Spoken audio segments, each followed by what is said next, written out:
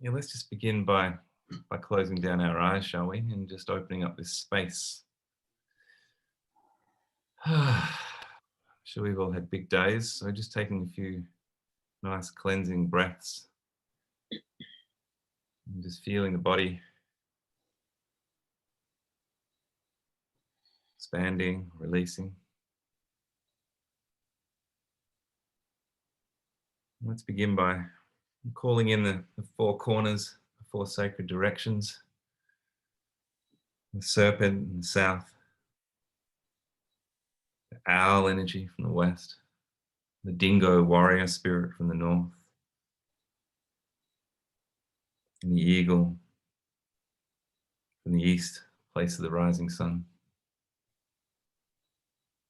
Let's call in the energy from below, the Great Mother, Divine Feminine, very present in this circle tonight, but always, always welcome. And the energy above, the Great Father, the masculine energy, Father Sun, Grandmother Moon, Cosmos, Star Nations. We'll call them in, welcome them to our table. Let's bring our attention to the center of our chest and call in our ancestors. Let them come and warm their hands by our fire. Just feeling into that long line of people stretching out behind you, bringing them in, bringing them around you, gathering them in.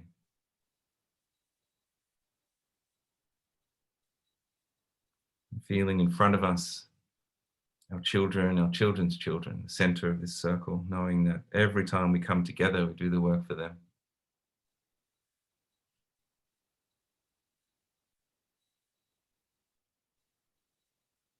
Let's finish by recognizing the original owners of the land beneath our feet. For me in Melbourne right now, it's the Bunurong people of the Kulin Nation. But I invite you to bring in the original people under your own feet right now, recognizing their everlasting connection to land, to water, and to culture, and acknowledging elders past, present, and emerging. And just silently recognizing what you're bringing into the circle tonight. And just silently placing that energy in, everything is welcome.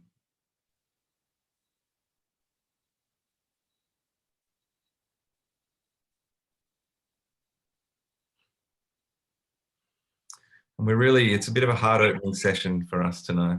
Meghan and I go way, way, way back, and no matter who's listening, we always get to a deep place when we speak, deep in our hearts. And I really wanted to begin that process by offering us and offering the spirits we've called in a Rumi poem. So I'll just sink into this one. If anyone asks you how the perfect satisfaction of all our sexual wanting will look, lift your face to them and say, like this. When someone mentions the gracefulness of the night sky, climb up on the roof and say, like this. If anyone wants to know what spirit is or what God's fragrance means, lean your head in towards them and keep your face there close, like this. When someone quotes the old poetic image about clouds gradually uncovering the moon, slowly loosen knot by knot the strings of your robe and open it, like this. If anyone wonders how Jesus raised the dead, don't try to explain the miracle. Just kiss them on the lips, like this, like this. When someone asks what it means to die for love, point to the center of your chest. If someone asks how tall I am, frown and measure with your fingers the space between the creases on my forehead, this tall. The soul sometimes leaves the body and returns. And when someone doesn't believe that, walk them into your house like this. When lovers moan, they're telling your story like this. I am a sky where spirits live. Stare into this deepening blue while the breeze says a secret like this. When someone asks what there is to do, light the candle in his hand like this. How did Joseph's scent come back to Jacob? How did Jacob's sight return? A little wind cleans the eyes like this. And when Shams come back from Tabriz, he'll just poke his head around the edge of the door and surprise you like this.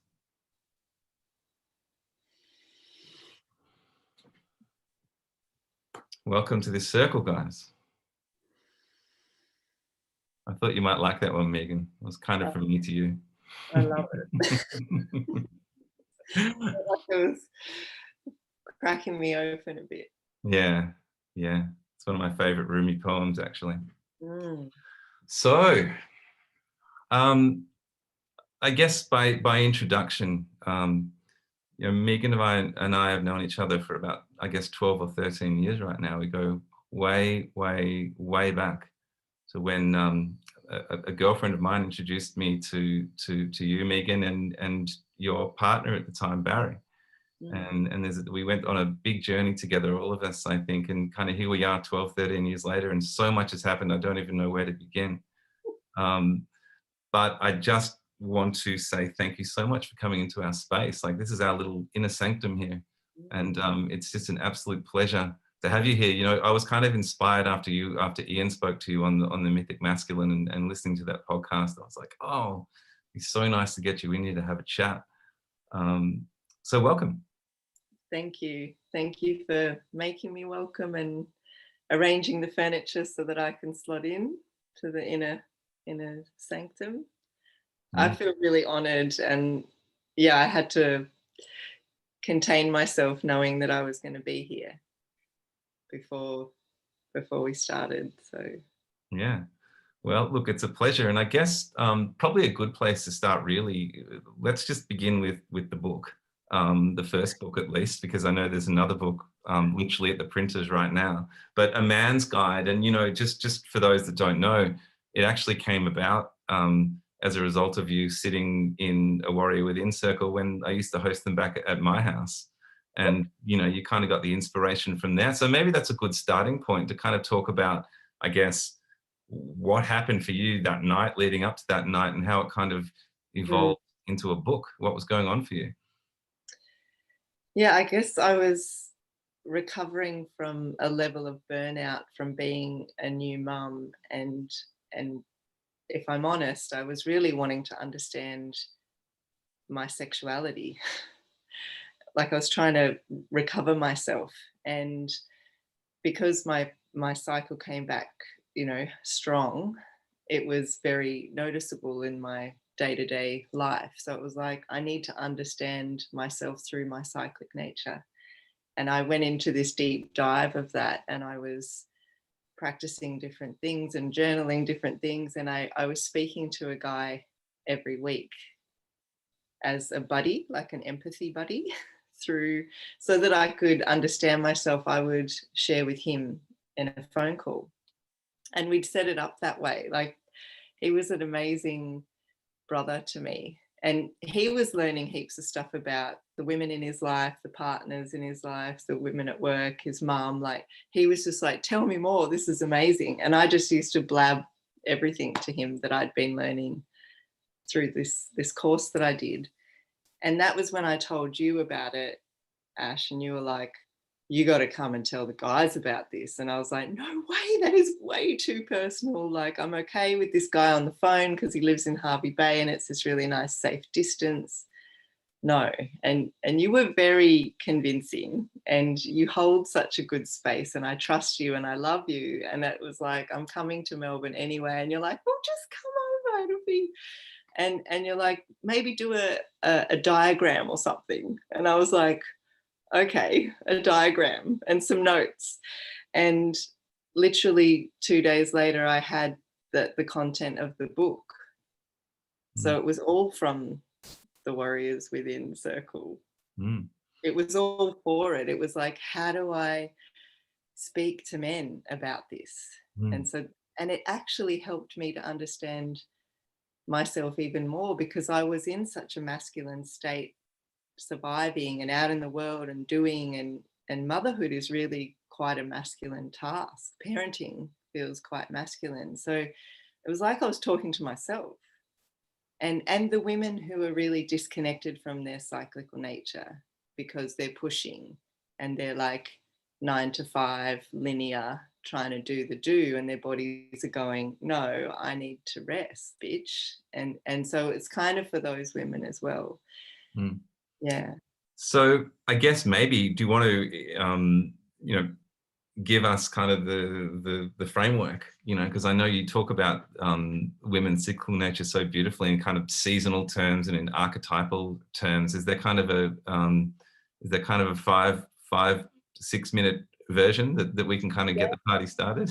Yeah. Well, again, I have to kind of give you the credit for this, because you really questioned me on the archetypes of each season, because I was rattling off, summer is the mother, and you were like, yeah, and what about the shadow side of that? And I was like, oh shit. And so then it was like, well, there's an active and a passive shadow side to the mother, and that's the martyr and the narcissist. It was like, god, this is just going way too deep, and this diagram is getting really complicated.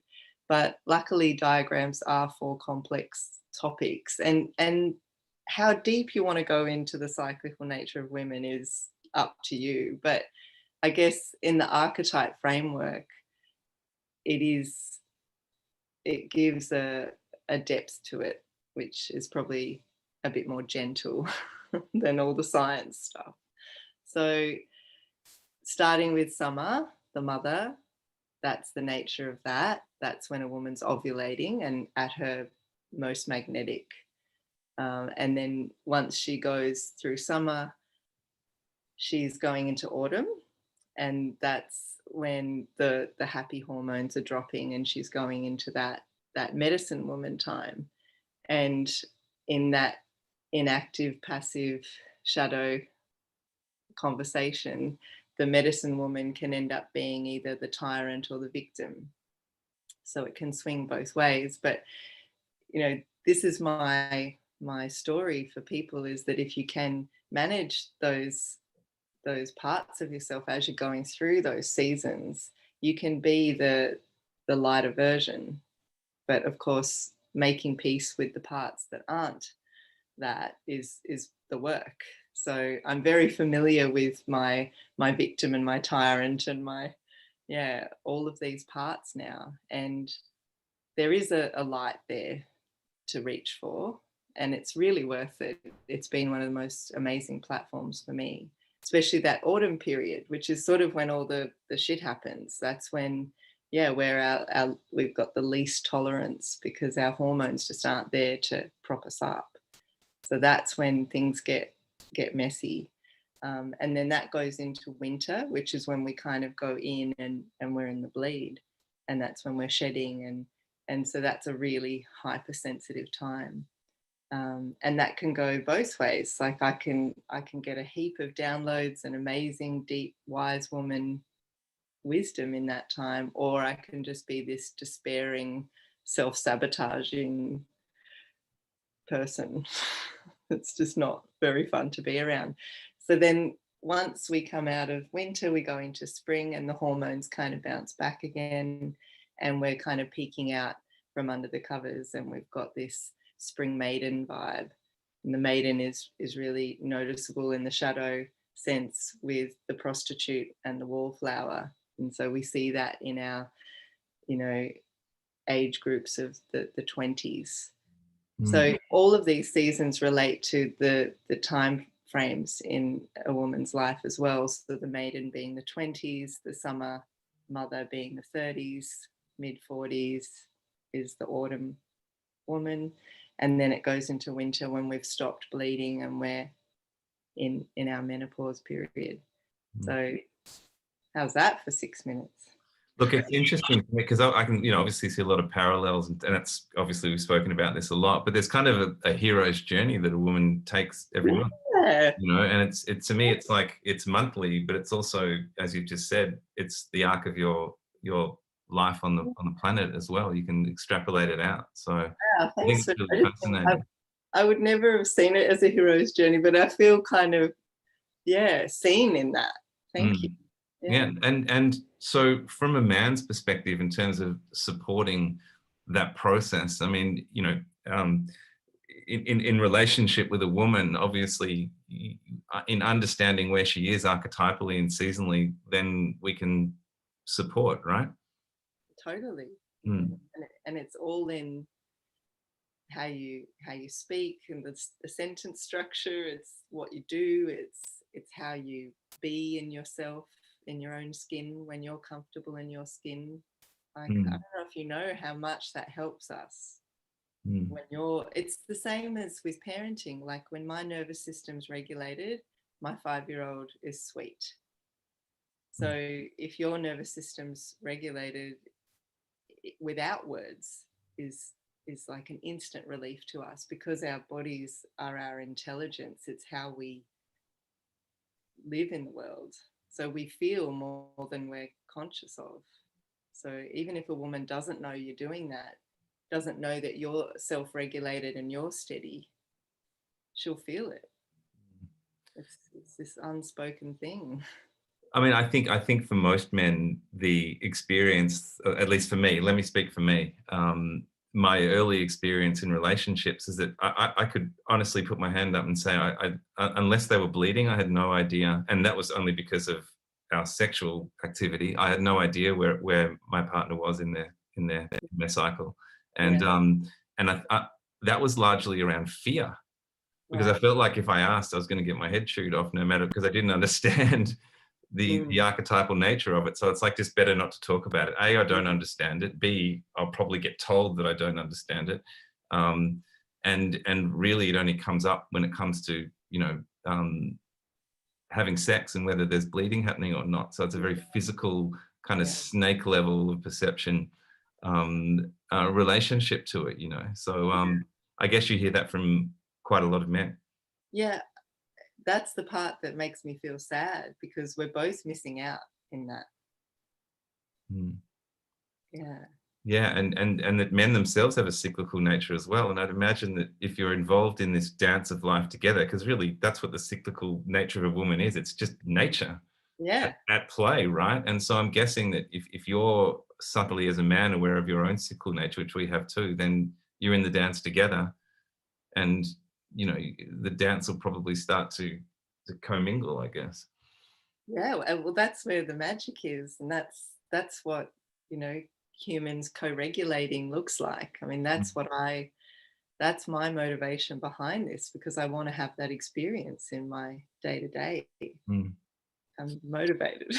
So the guys that are for the men listening that are currently in relationships, like where do you start? Like, do they just get off this call and go, right, let's talk about your cyclical nature. Where are you at? What's the season, honey? I mean, it's kind of like, how do we step into that world? How do we, almost invite ourselves into that world, or do we have to wait until we're invited? Oh gosh. Yeah, that's such a good question. I love it when people ask good questions like that, because there is a part of me that feels like it's up to us to invite you. Mm, And it does feel like my nature to do that. And maybe that's why I wrote the book, because it's like my way of inviting men. And maybe that's why I was scared before we launched. It was like, oh shit, I'm really putting myself on the line here, because I'm asking men to look at this. And some of my younger critics have said, I can't believe you told men all that stuff about us. And I was like, oh shit, I didn't know that that was a betrayal. So it's tricky for me to speak on behalf of all women. Um, So in your, for you personally as a woman, let's say you're entering into a new relationship, you'd make it a point to invite that conversation fairly early on.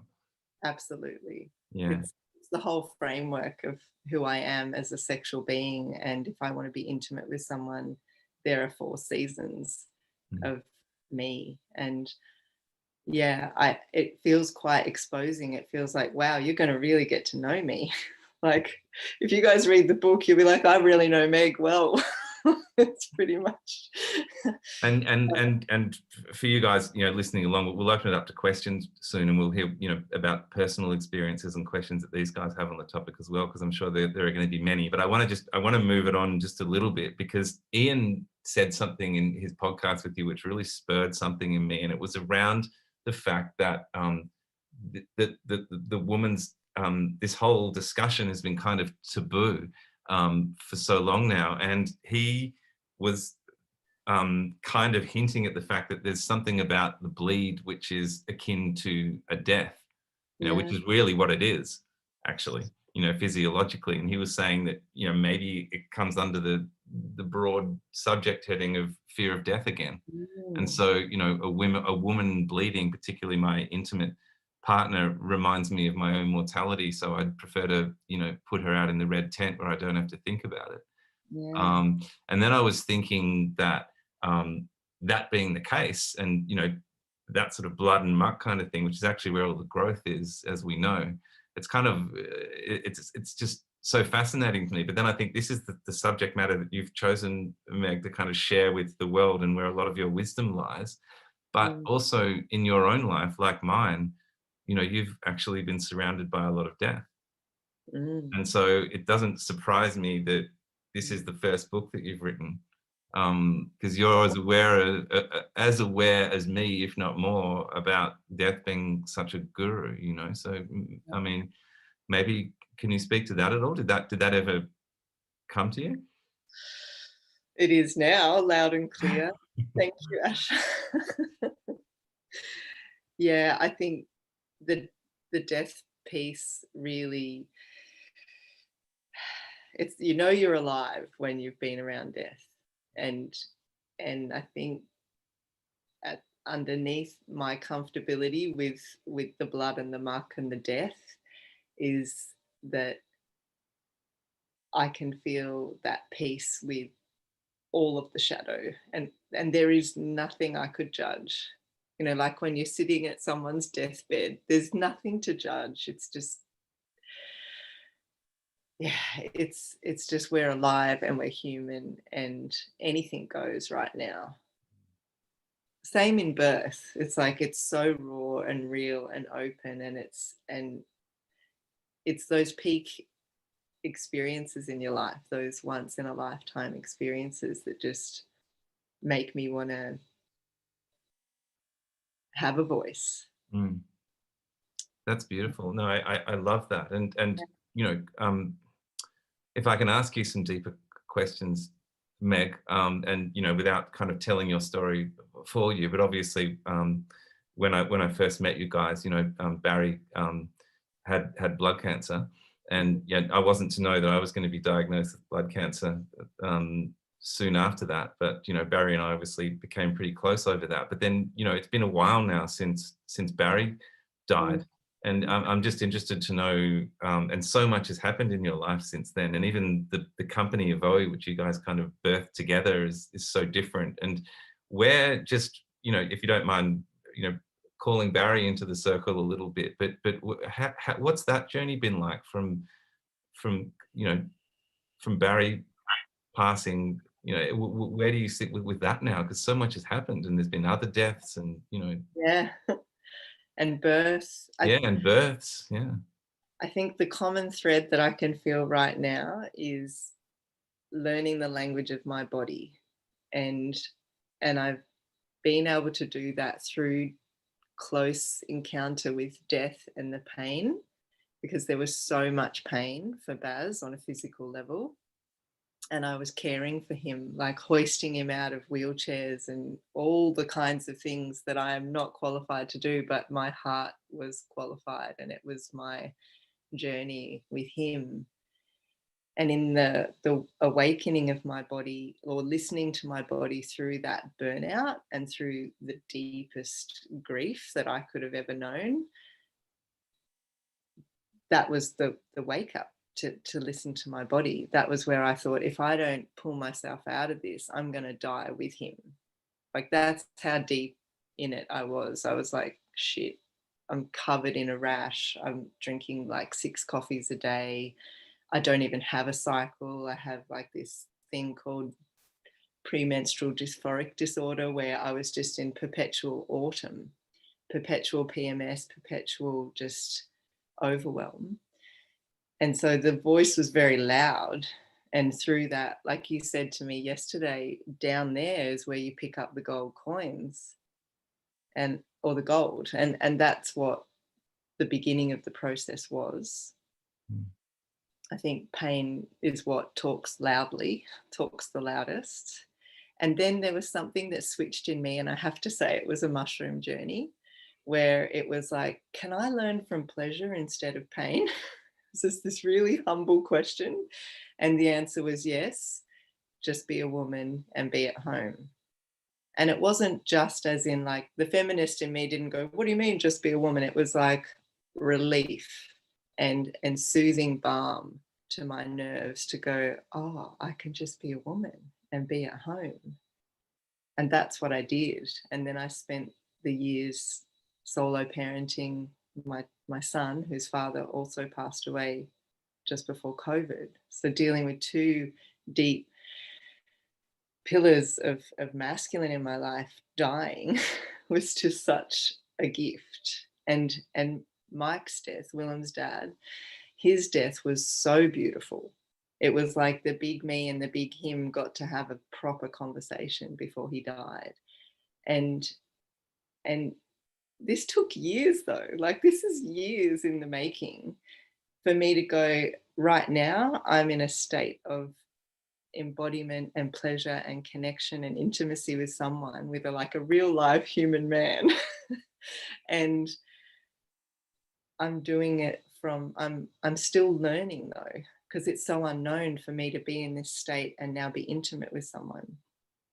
Because the past times were just overwhelm, pain, chaos. And this time it's from this conscious, aware state. And it's like, shit, what do I do with this? But I've got anchors. So that's what's holding me now, is my cyclical nature is even holding me here in this space. So when Willem's dad died, did your body, what was the difference between, you didn't go into that same kind of perpetual autumn again?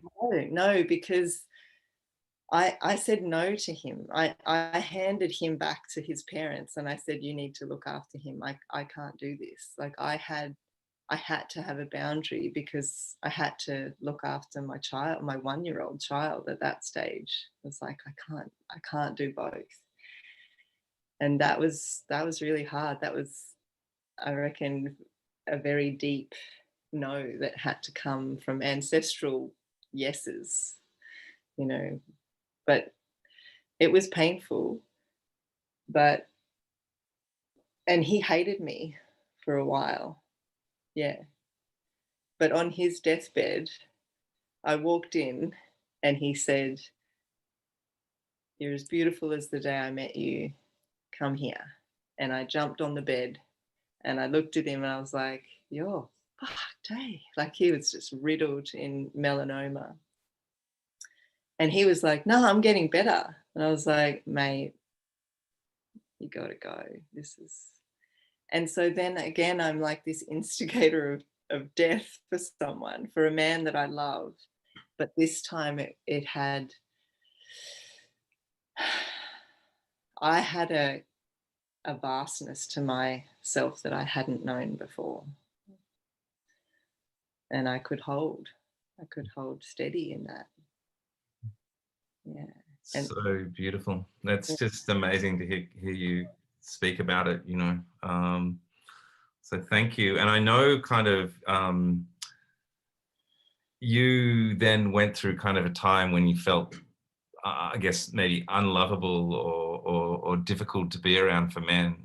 And I know that because I actually went through exactly the same cycle when I lost my sister and my mum. It was almost this, and it's kind of a comical connection that we have, because I went through this stage where I'm like, you know, as a woman, you better not get too close with me or you'll die. Yeah, Like quite literally. yeah, I'm like, yeah, I'm the Black Widow. Right. What the fuck is wrong with me? Mm, mm. Yeah, that was hard. So talk to us about how you, because you're obviously now in a relationship, or the budding relationship anyway, with a new man, and it's like, so how did you get from I'm unlovable and any man that comes close to me is going to die to now being in a relationship? Yeah, good question. I I have to say the short answer is self-empathy and bringing all the parts in. So I basically had a party with all of my parts, and they were all welcome.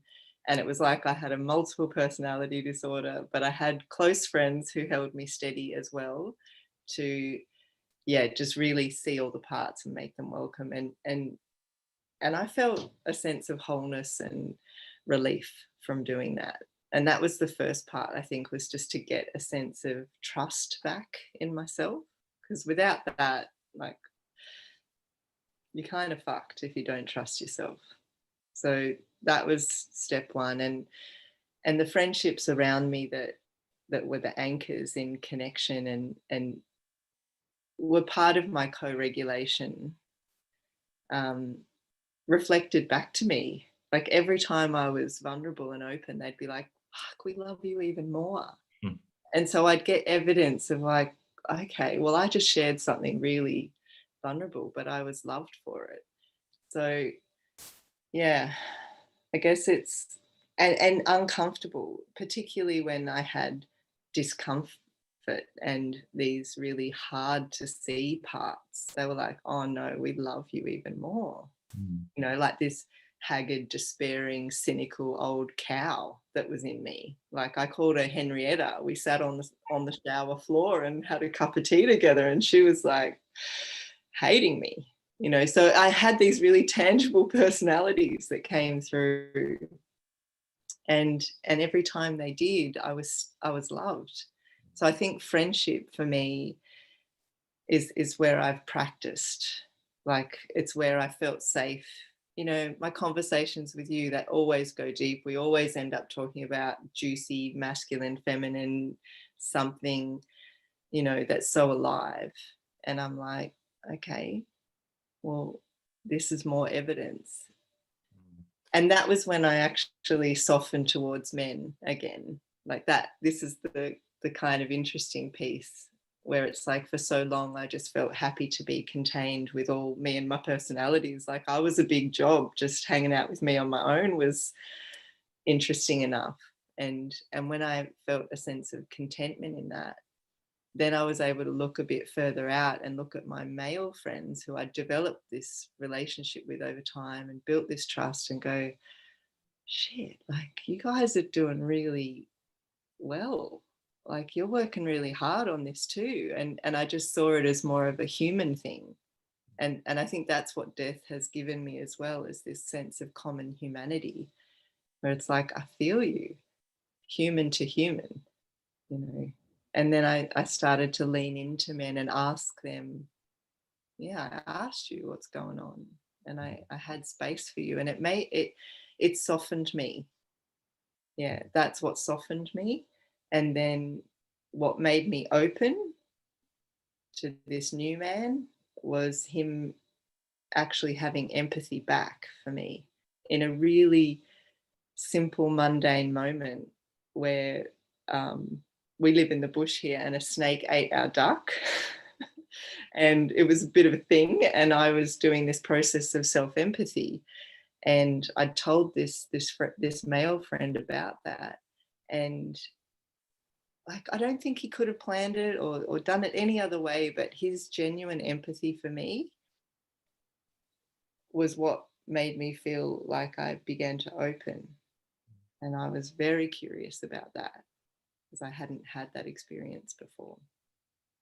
That's beautiful. And, for everyone here, Meg's written me this beautiful couple of pages to kind of really, I asked where you were at, and you just gave me this, like, every single, like a very open couple of pages, which I'm so humbled to receive. But it's definitely given me some beauty. But you talked at one point. I'm just going to take you back 1 second. You talked at one point when you were discovering those parts of yourself when you felt unlovable, and it came Mm, down to this polarity of I'm not enough and I'm too much. yeah, And that really resonated with me. I was like, oh man, I've felt that like almost at the same time. And it's a difficult place to be. And I'm wondering, could you talk to that? This idea of I'm not enough and I'm too much, so therefore I'm unlovable. yeah. Well, that's the crux of the whole last 2 years of practicing being who I am in the too muchness and the not enoughness. Like saying yes, both of those parts are welcome, and I'm just going to try it out. I'm going to try it out on my friends, and it's only too much if they haven't got it. And so without expectation, I have this kind of agreement with my friends that if I can't talk, I'm not going to, I'm being able to say what's real for me and my rhythm. And so are they. And I know that when I ask them for something, their yes is a real yes. And so that helped me gauge if I was being too much or not enough. Like, I don't know, I'm not explaining it very well. I just feel like the whole part of that question is is in the practice of being it with people that I feel safe with. So my inner circle got very small, and I let things go. Like I let go of being anyone to anything out in the big world, and I just focused on looking after myself, being a mum to Willem and two really close friends. And I just came in really small and Wow. I worked it out from there. Yeah. It's amazing. And then you got to this place, and I'm going to read it out. I can read from this if that's okay. Yeah. So you said here, it was only then that my real softening came towards men. Mm, My committed practice to self-compassion was now overflowing to men. I was mm, looking at men through a different lens. The blame was dropping away. The hopelessness was dropping away, and my heart was opening again. I was still fierce with discerning standards, but I was open. mm, And I just love that. It's mm. just so beautiful. Yeah. And that's coming directly from men who were doing this work and including women in it. You know, you're arranged the furniture for me. You're creating a framework for me. You're showing up for me as a friend. And like, who would have thought that grows my capacity and then I have more to give? Mm. It is a reciprocity and a human thing happening. And you guys were already doing it. I just wasn't hearing it. But when I hear it, I know it. Mm. This is where it comes back to that kind of original question of how do you approach the women in your life around their cyclical nature? It's like, and that's why I said if you're regulated and happy in yourself, like it's got to start with you, doesn't it? Like when your system is steady, then we feel that and we respond. And maybe that's where the natural invitation will come from. And she might even not know why am I telling him all this? Mm. And it's just because you're open to it and she feels it.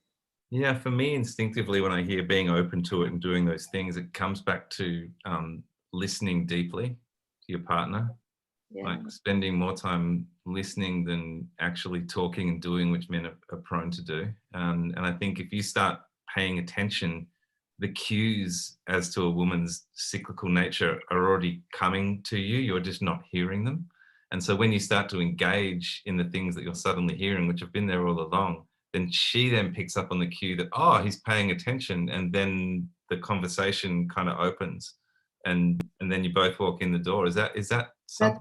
that's exactly it, and that's bringing me back to the example I gave you of the empathy that I received from Tony when my snake when the snake ate the duck.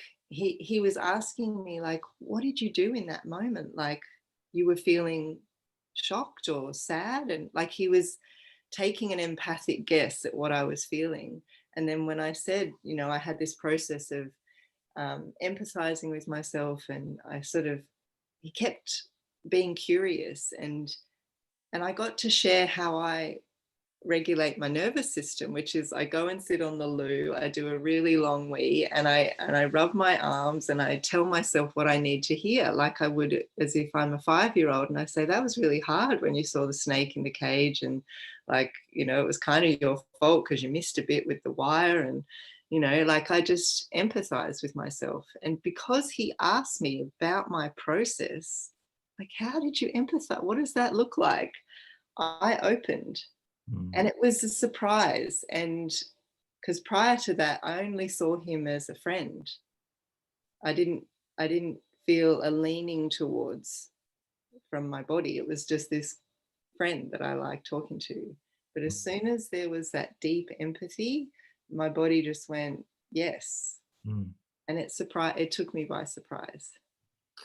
So for me, that's kind of like an entry point to talk about, where we are currently in culture, because there's obviously a lot of difficulty around this conversation at the moment. And when I'm hearing you say, I knew I was a yes, and I'm obviously starting to think about, there's a lot of talk about consent and right now and what that means and what that looks like. And I feel my own personal view is culturally, we're taking it at a very head brain kind of level. It's too ethos. It's too um, black and white again.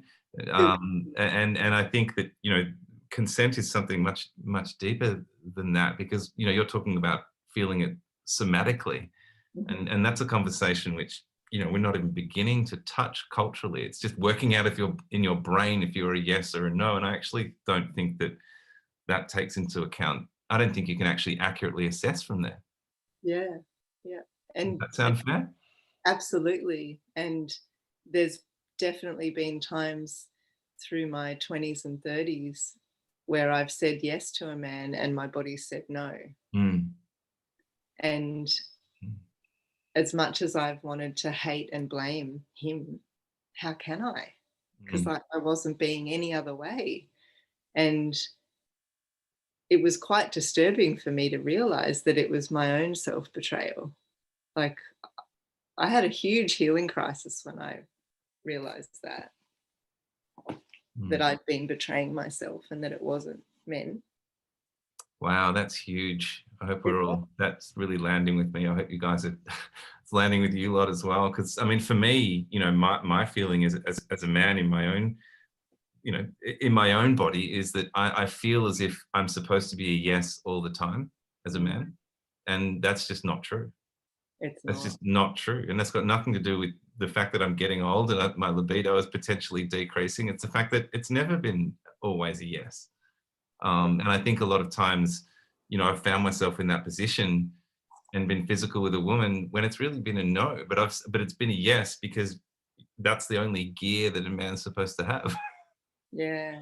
And it almost feels like I'm betraying masculinity if I don't feel like having sex and I'm a no, or I'm I don't know, that I'm less of a man or something like that. So I think consent, when you look at it from a headspace point of view, doesn't work for men or for women, No. because we're allowed to say no in the same way that a woman's allowed to be a big yes, Yeah.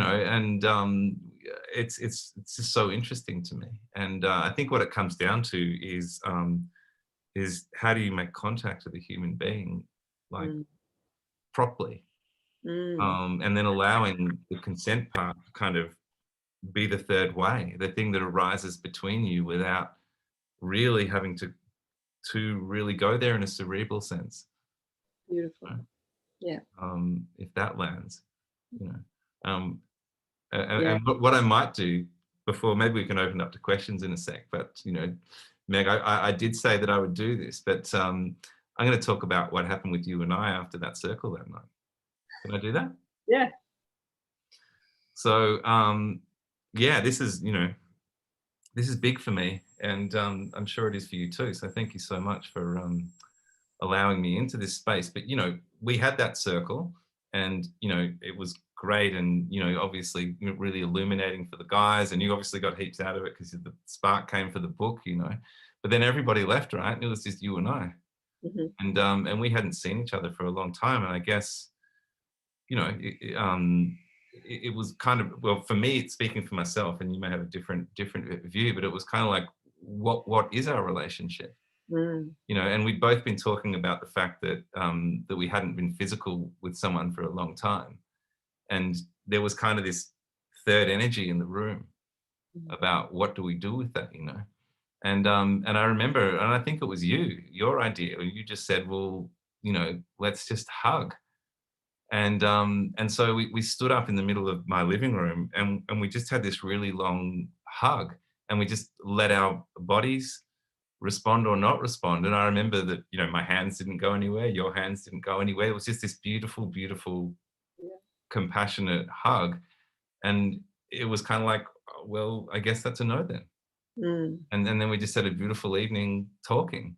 And I thought, that's two humans coming together and making contact, like, properly.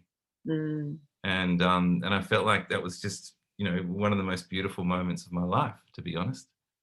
And just allowing whatever was there to just be, and completely getting your heads out of the way. Yeah. And so maybe that's a good place to leave it. And see if the guys have any questions. Unless, did you feel, is that complete? Do you feel complete? I have a little piece that I would like to offer in this, because Please. It's that human to human, responsible human, and what we create together. And that hug, it reminds me of the hug that I learnt about from, is it David Snarch, Passionate Marriage guy? I don't And know. he talks about this hug, and that's what we did, but without even knowing. I've only learnt this later, where you put your 2 feet in between, like, so your 2 feet are here and then my 2 feet are either side, and it's a hug. So no one's leaning in, it's just this steady, you're on your own 2 feet and you're standing. And that's what he recommends for couples as well. And I think what we intuitively did was that, and the in between was allowed to make itself known to us. And there's something so powerful for me to have had that experience with you, because when I actually had that hug, that same hug with Tony, before we decided to create a framework of an intentional relationship, we did that same hug, and it was really different. And so now I know, because I have a reference point because of my friendship. Like, that is how important friendship is for me as a human on this planet. Like, it's how I learn and how I love. Yeah, thank you. Beautiful. Well, maybe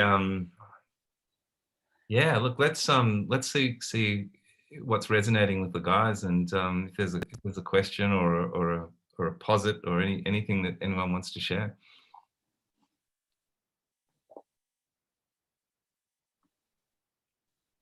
Maybe we've rendered everybody speechless, Meg. I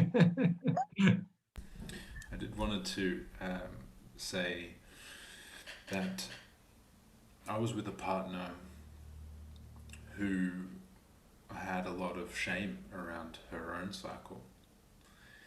And at the beginning of our relationship, it was something that couldn't be talked about. I had no idea, but she used, different words for, her cycle and menstrual cycle that weren't in a positive light. In a way that made it very difficult to even entertain the idea of having a conversation about it. And I just wanted to say that because you mentioned the opposite, Mm. with women knowing about it and men not being able to ask or be invited into that conversation. So it just made me feel like, okay, I realized that I couldn't be invited into that conversation at that time.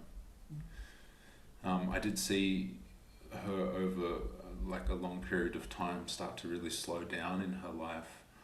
And then I remember you sent me some books, and I read the book, and then I kind of read it with her. And I, as I look back now, I realized that from that moment forward, she stopped using those words, and she began to explore her own cycles. I saw her do it. She started tracking, and then she started sharing it with me a little bit more. So I really see how massive that little moment is for a woman to start looking and start learning about her own cycles, because I saw how much of a change it had on her and her entire life. So I just wanted to say that as just a comment and just a little story to say thank you.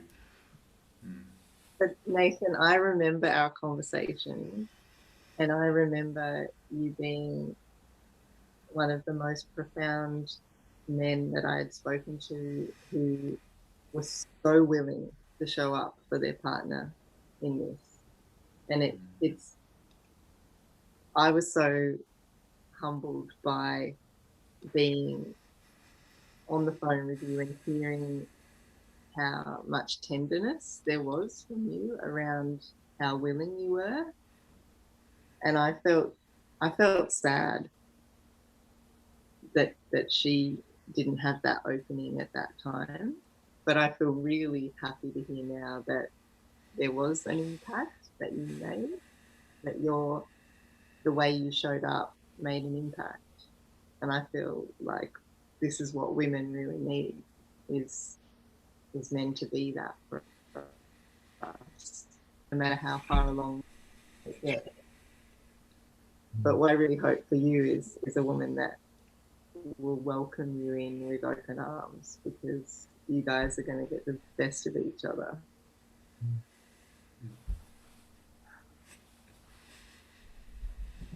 Yeah, One lucky lady. Yeah, that's amazing. Are you done? Anything else you want to add to that, Nathan? Or are you good? No, thank you. That's enough for now. Mm. Others?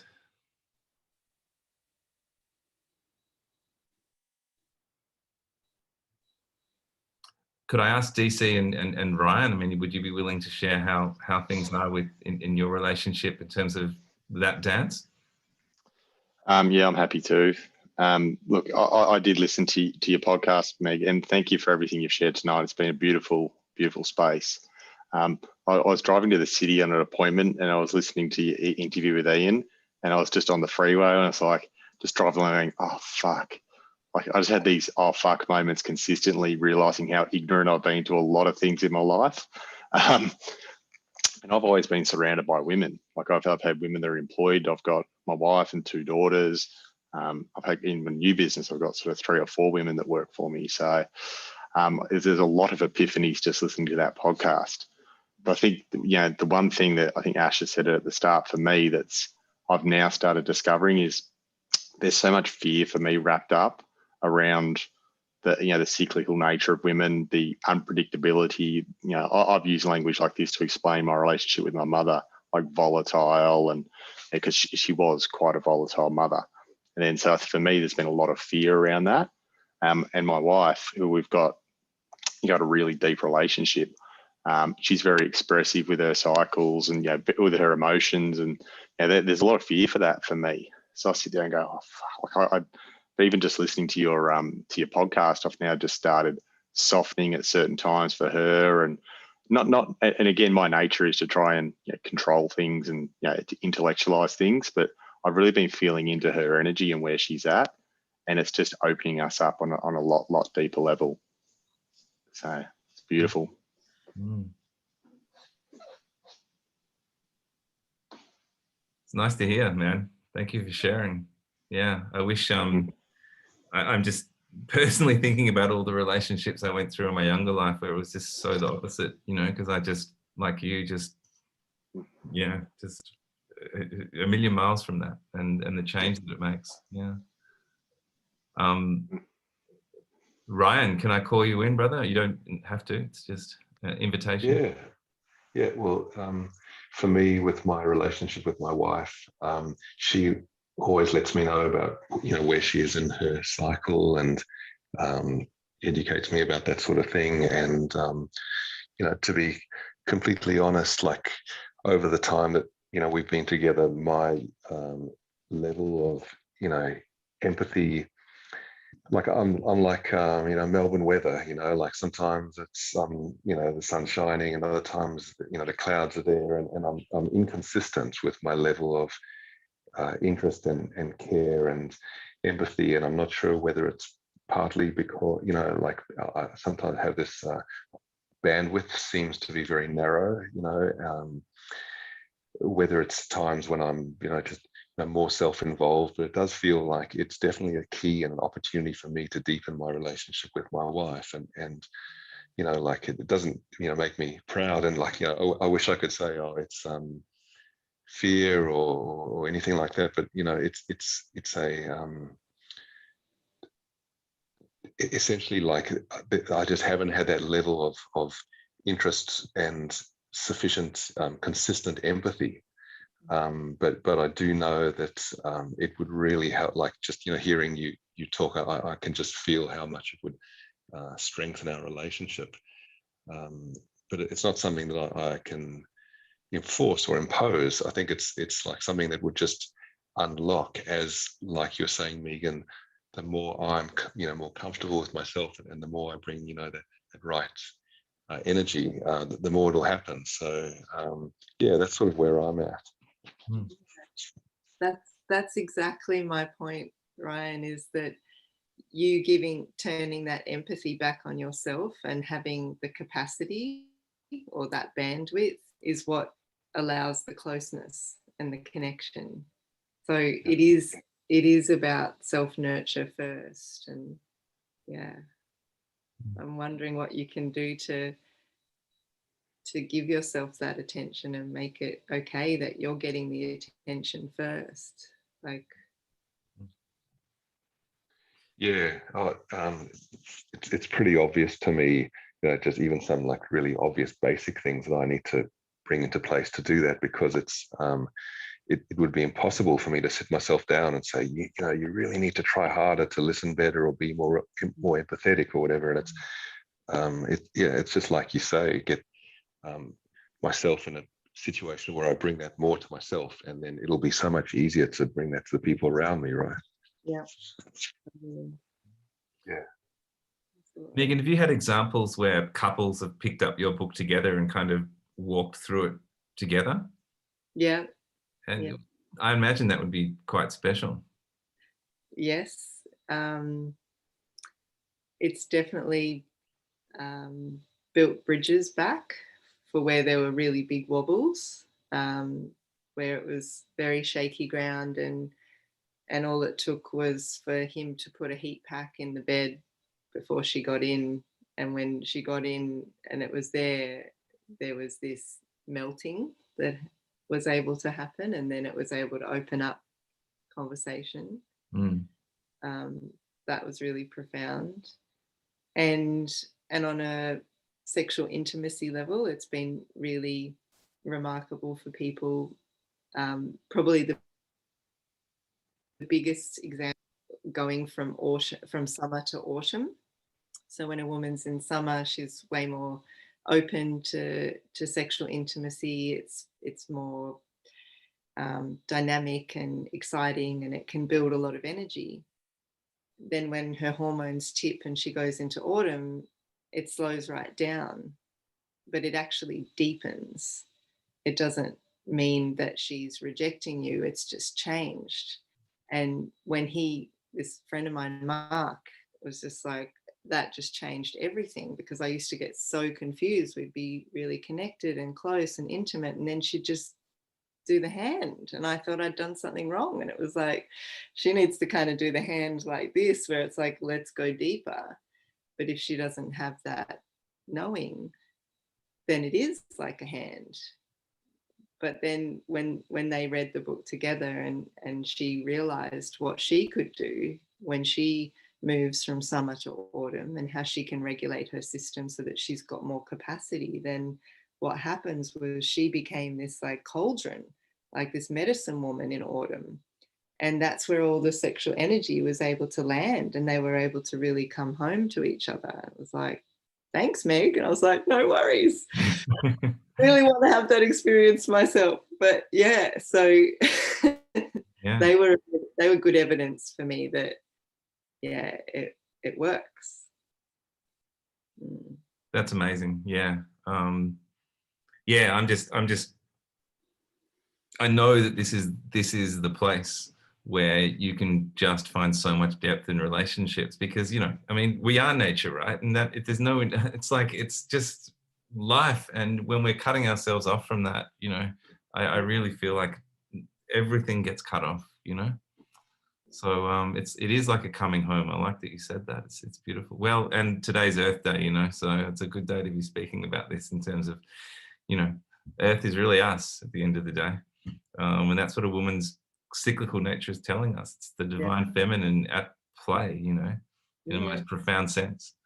I'm Michael, I'm just making sure you're all right there, man. Do you have something to add? You're all good?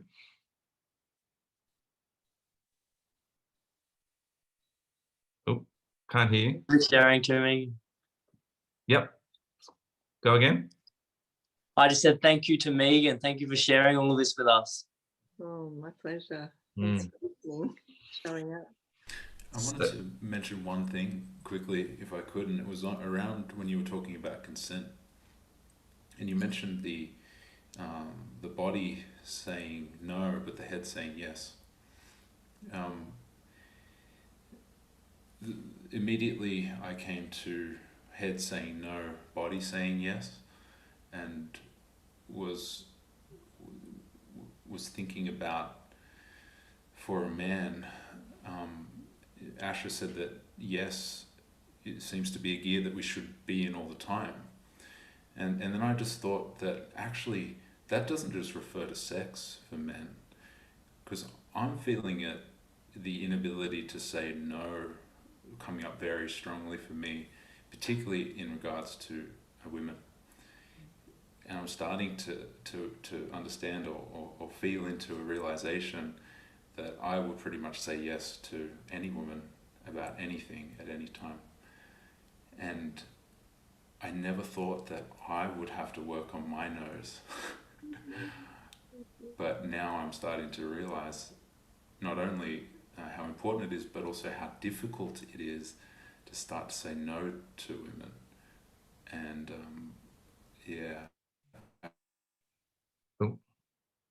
that kind of sideways perspective. That's it. Yeah, I love that though, brother, because, you know, I think that resonates with me, you know, and oftentimes men will run around just doing absolutely everything, simply because they can't say no to a woman. I mean, Megan, do you have something to share on what Nathan just said there? Absolutely.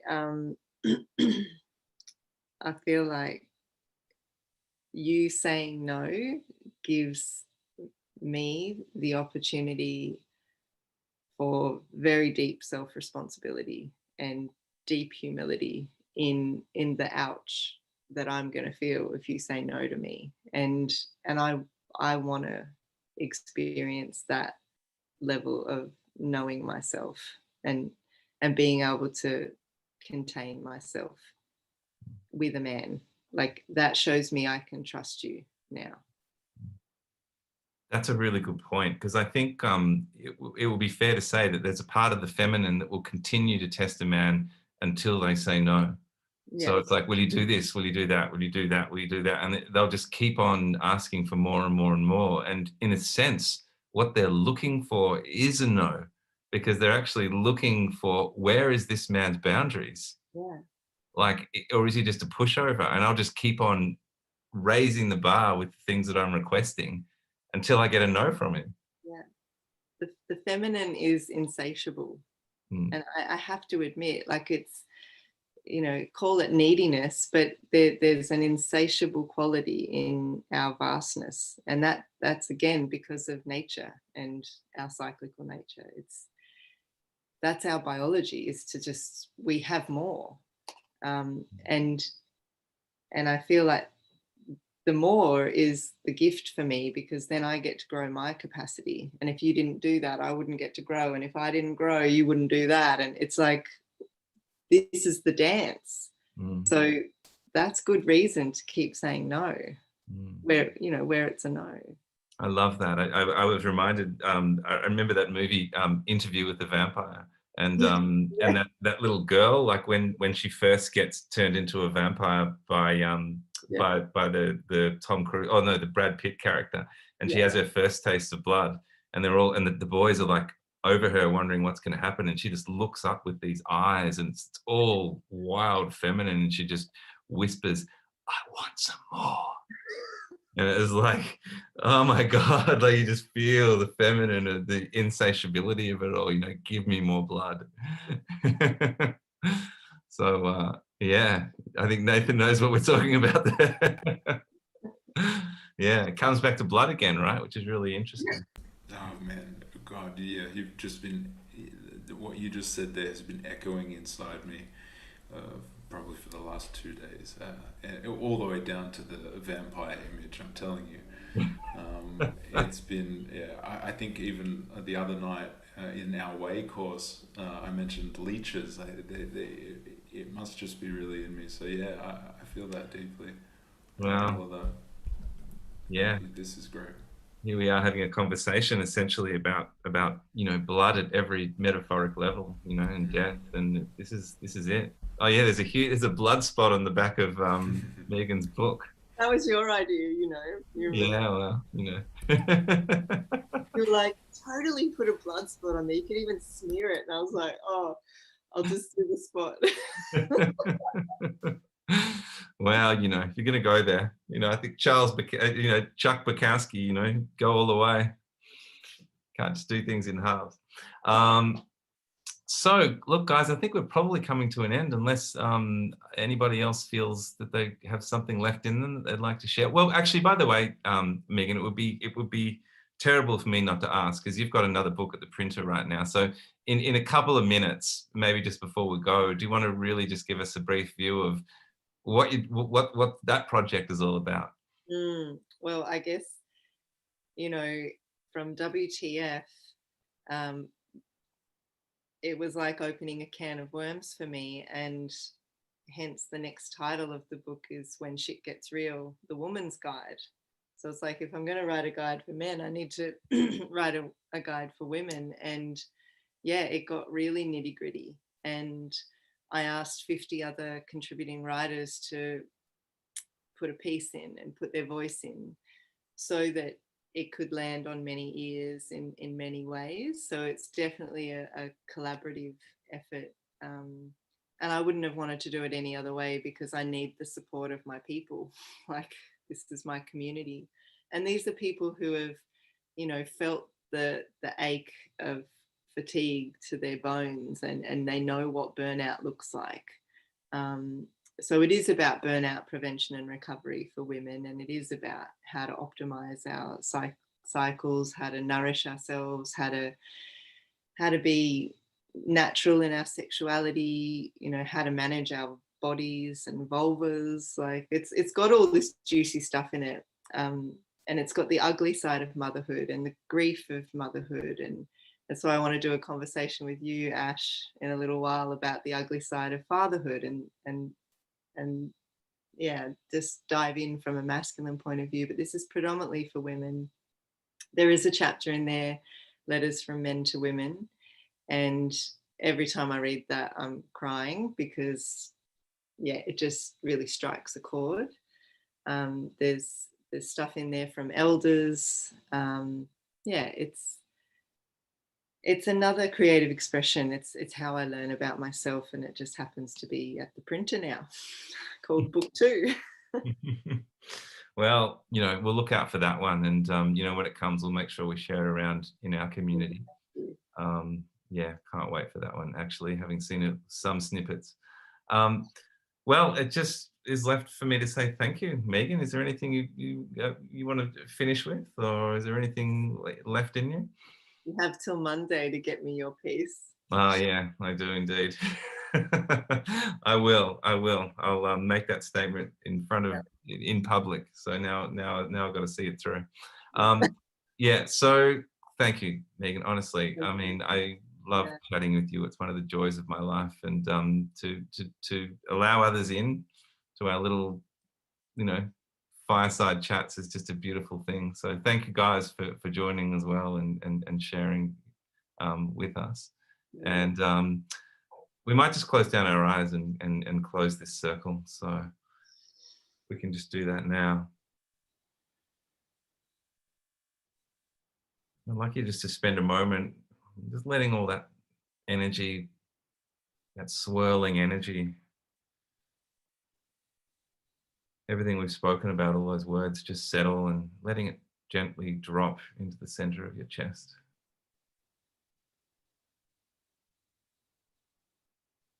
And just noticing what color it has, what shape it has. And breathing into it. Just gently breathing into it, and maybe seeing it like a little coal heating up, becoming sacred.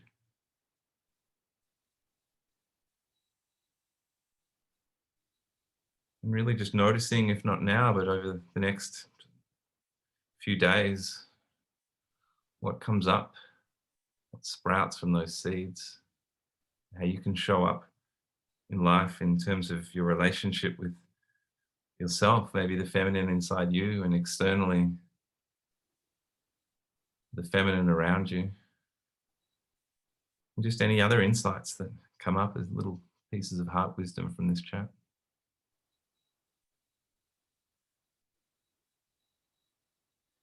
And so we turn to the four directions, north, south, east, and west. We thank them for being with us, thank them for their guidance,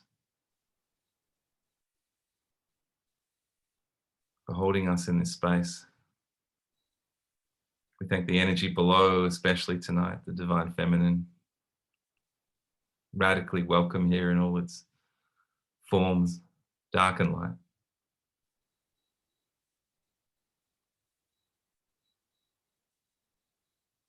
And the energy above, the masculine. Thank you for holding us, protecting us. We release you. And finally, men, just bringing our hands to the center of our chest and thanking Meg in that place, radiating the energy out. You're so welcome. You're so welcome here, Meg. It's an absolute joy to have you here. And from me and all these men, all the brothers that you've touched in this circle in one way or another, it's just an honor. We're humbled, blessed, full of joy and gratitude for your wisdom, for all of you. And with that, circle is closed.